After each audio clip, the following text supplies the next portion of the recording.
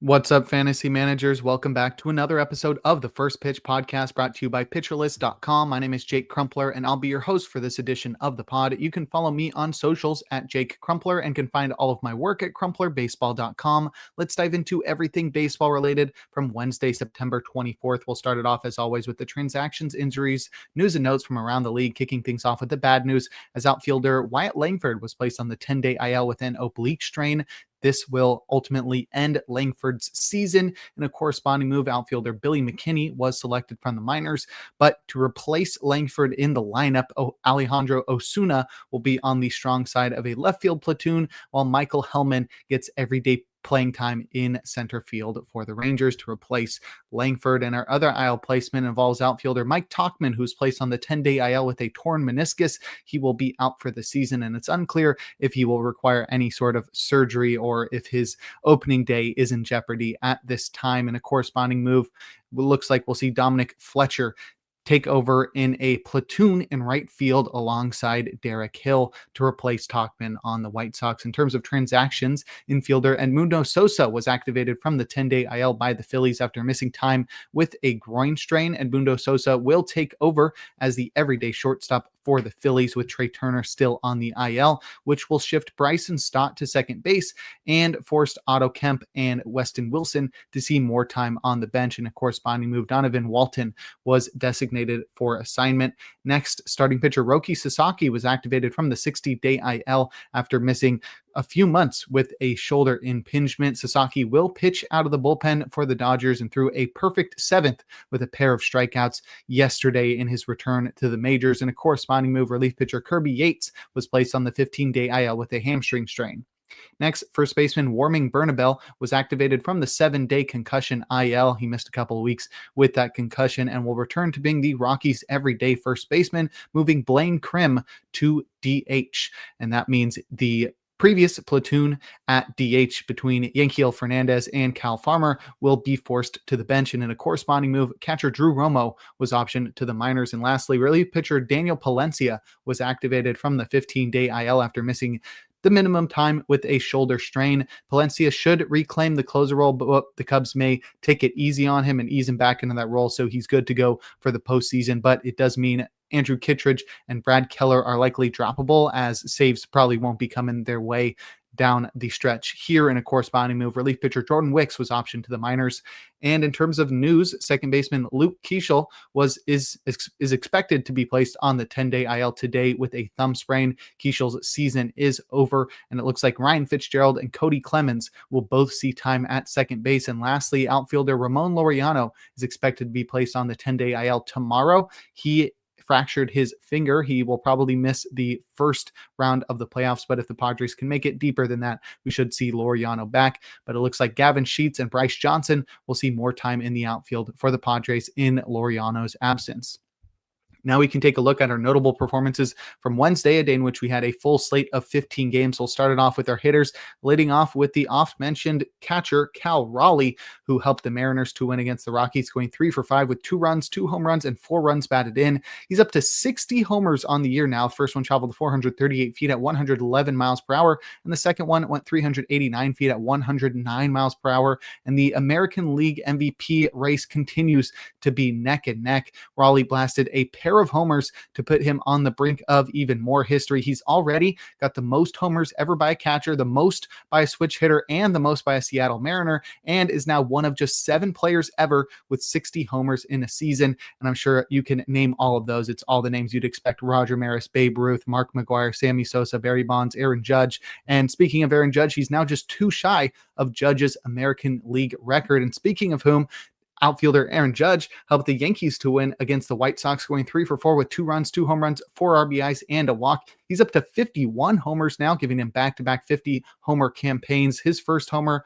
on Wednesday traveled 392 feet at 107 miles per hour, and the second one went 395 feet at 105 miles per hour. And Judge is having another historic campaign for the Yankees, and we'll be looking back on Judge's career when all is said and done and sort of cementing him as one of the best hitters of all time. But he's sort of due a taste of his own medicine after robbing Shohei Ohtani of the MVP in 2022, thanks to his own historic home run season. Judge's much deserving MVP campaign this year may not be enough due to another record-heavy home run hitting season from Raleigh. Ultimately, I'd vote for Raleigh, but I wouldn't be mad either way. I just think what Raleigh has done as a catcher is incredible. And honestly, if he hits 63 home runs, you gotta give it to him. He still needs 3 more, but we've seen him hit multiple homers in a game plenty of times this year, and he's still got a few more games left to eclipse Judge. It should be a fun race to watch down the stretch. And lastly, shortstop Edmundo Sosa helped the Phillies to win against the Marlins, going 3 for 4 with 3 runs, 3 home runs, and 5 runs batted in. He's up to 10 homers now. The first one traveled 396 feet at 100 miles per hour. The second one went 378 feet at 101 miles per hour. And the third one went 352 feet at 102 miles per hour, overshadowed by the American League MVP race and even a pair of homers by teammate Kyle Schwarber. Sosa had a career night in his return from the injured list, proving no lingering effects from his groin strain. Incredibly, this was the first multi-homer game of Sosa's career, and he took it to the next level with a trio of bombs. Sosa has seen a lot of playing time recently with injuries across the Phillies infield and has made the most of it. Wednesday's performance may have cemented 2025 as the best offensive season of Sosa's career, as he tied his career high with 10 homers and is holding career highs with his 278 average and 776 OPS, surging north of a 100 WRC plus in the process. There's really nothing pointing to this being sustainable for Sosa or suggesting that he should be a fantasy target next year, but his career night deserved recognition. But if you'd like a breakdown of other notable hitting performances from Wednesday, check out the daily Batters Box article over on PitcherList.com. Now we'll head to the mound and check out some notable starting pitching performances, opening with Jesus Luzardo, who helped the Phillies to win in Miami versus the Marlins, tossing 7 scoreless innings, allowing just 3 hits. While walking nobody and striking out 10, he induced 21 whiffs with 36% CSW across 103 pitches, and Luzardo finished his relatively dominant campaign on a high note, earning the Gallows Pole as he led baseball with 21 whiffs on Wednesday, while eclipsing his career high in strikeouts, finishing with 216 Ks on the season and dropping his ERA below 4, down to 3.92. Luzardo will be relied heavily in the Phillies postseason run, with Zach Wheeler out and Aaron Nola struggling. Everything, though, was working for Luzardo on Wednesday. 4-seamers found 7 whiffs upstairs. Changeups dominated down low with 8 whiffs, while sweepers landed for 41% CSW and sinkers stole 6 called strikes in the zone. Luzardo's pitch separation and utilization of the Blake Snell blueprint was excellent in this one, and his strong finish bodes well for a strong postseason despite a career high workload of 183 2/3 innings pitched for Luzardo. And lastly, Taj Bradley did all he could, but the Twins lost in Texas. Bradley tossed 6 innings, allowing 2 hits and 1 earned run, while walking 2 and striking out 9. He induced 11 whiffs with 30% CSW across 90 pitches. And Bradley's career had a really bad trajectory earlier this year as the pitching savvy Rays gave up on him and traded him to the Twins. And then he didn't look great in the minors for the Twins or the Rays, nor has he looked that good during his time with the Twins. That was until Wednesday, when he went into Texas and struck out the second most batters he's fanned all season, with his season high also coming in Texas earlier this year against the Astros. We witnessed Bradley fill up the zone with heaters on Wednesday. He usually struggles with his control, so I think having him attack the zone is something that is smart. And he took advantage of a depleted Rangers lineup by stealing 10 called strikes with his 4-seamer. His success came not only from the passiveness of the offense he was facing, but also from their willingness to chase his curve out of the zone, as the hook returned 6 whiffs for 53% CSW. Meanwhile, his cutter bridged the gap with a trio of whiffs and 32% CSW. I'm still not buying it from Bradley, but maybe an offseason with his new club unlocks the potential he's displayed on occasion throughout his career. But if you'd like a breakdown of every single start from Wednesday, give the Plus Pitch podcast a listen and check out Nick's daily SP roundup over on PitcherList.com. Now we'll head to the bullpen and check out the relievers that got saves and the closers that pitched outside of save situations or blew their saves. Starting with the former, Jose Ferrer worked around a solo shot for his 10th save. Abner Uribe pitched a perfect ninth for his 6th save. Aaron Savali pitched a 3-inning save, his first of the season. Daniel Palencia did pitch in that one, recording the final 2 outs of the 6th, as the Cubs seem to be easing Palencia into action after his IL stint. Phil Maton recorded his 5th save with a perfect 9th. Sean Armstrong worked around a run in the 8th for his 12th hold in that one. Kenley Jansen pitched a perfect 9th for his 28th save. Justin Robleski got his 2nd save with a perfect 11th. And Tristan Beck also recorded his 2nd save with a scoreless 9th. And in terms of closers to pitch outside of save situations or below their saves, Pete Fairbanks pitched a perfect 9th up by 4. Cade Smith got the final out of the game with a 4-run lead. Emilio Pagan pitched a scoreless 9th, trailing by 1. He hadn't pitched since Saturday, so this was somewhat of a maintenance outing, but makes sense with the Reds in a tight postseason race. And lastly, Dennis Santana blew his 3rd save, serving up a game-tying solo homer while attempting a 4-out save. Luckily, the Pirates would go on to win in 11 innings. But if you'd like more information on relief pitchers, check out Rick Graham's weekly articles over on pitcherlist.com. And before you look forward to today's games, we're going to take a quick break. Now look forward to Thursday, September 25th, a day in which we'll have just 12 games on the slate, beginning at 12:40 p.m. Eastern Time. My matchup of the day is Shota Imanaga versus Nolan McLean. McLean has been incredible in his debut campaign for the Mets. I'm excited to see how he finishes it off here, especially with the Mets in a tight race for the last spot in the NL wildcard. And Imanaga is also looking to finish off a very solid campaign, his 2nd in his major league career.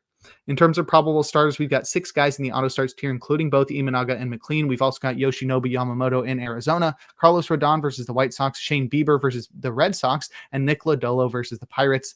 Our probably starts tier has 5 guys, and that's where we'll find our streamer of the day in Cade Povich versus the Rays.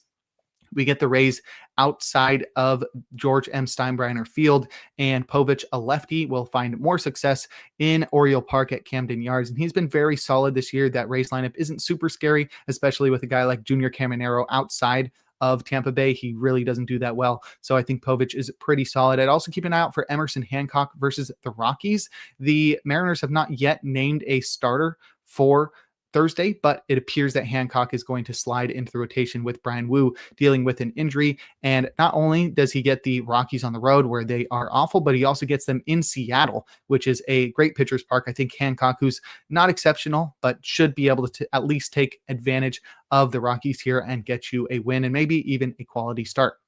In terms of hitter suggestions, I look at Ketel Marte versus Yoshinobu Yamamoto in Chase Field. Marte has batted .417 with a homer and a 1283 OPS and 12 at-bats against Yamamoto. I'd also look at Vladimir Guerrero Jr. versus Brian Bayo in Rogers Center. Guerrero Jr. has batted .407 with 2 homers and a 1207 OPS and 27 at-bats against Bayo. And lastly, I target Luis Rengifo versus Michael Lorenzen in Angel Stadium. Rengifo has batted .364 with a pair of homers and a 1326 OPS and 11 at-bats against Lorenzen. And now we can close things out with our relievers to watch. Cade Smith has pitched on back-to-back days, but so has Hunter Gaddis.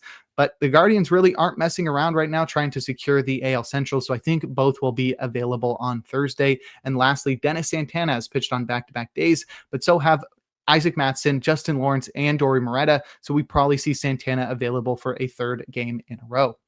But that'll do it for today's episode of the First Pitch Podcast, and we'll end my season as the host of the First Pitch Podcast. Make sure to head on over to pitcherlist.com to check out all of the great articles and features we have on the site. Sign up for PL Plus or PL Pro to gain access to the Discord and to support the Pitcher List staff. You can follow me on socials at Jake Crumpler. Tune in live on YouTube tomorrow and every day for a new installment. Thank you so much for listening and supporting the podcast, especially when I'm on, but definitely keep supporting as Trevor Hooth will be with you tomorrow and throughout the weekend and through the end of the season. And make sure to enjoy the day as we are blessed with another day of baseball.